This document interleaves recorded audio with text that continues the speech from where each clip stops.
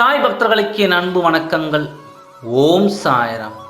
என் அன்பு குழந்தையே, உன்னுடைய வாழ்க்கையில் மிகப்பெரிய திருப்பம் வரப்போகிறது. என்னை நம்பினால் 2 நிமிடம் முழுமையாக கேள்.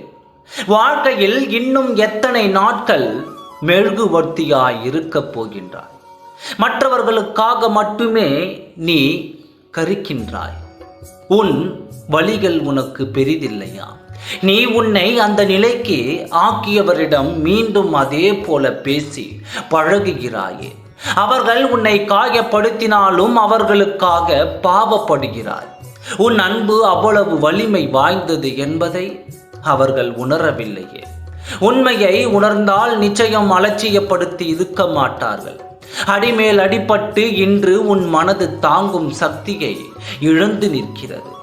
ஒட்டுமொத்த வலியும் இன்று ஒரே இடத்தில் சங்கமித்து உன்னை ரடப்படுத்தி உனக்காக நீ வாழும் நேரங்களை நிராகரிக்க செய்கிறது.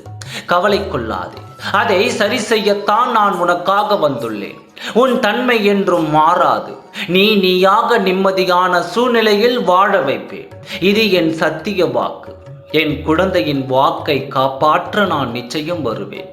அமைதிய பொறுமையுடன் சகித்து கொண்டே இரு. உனக்கான திருப்பம் உன்னை வந்து சேரும். ஓம் சாய்ராம்.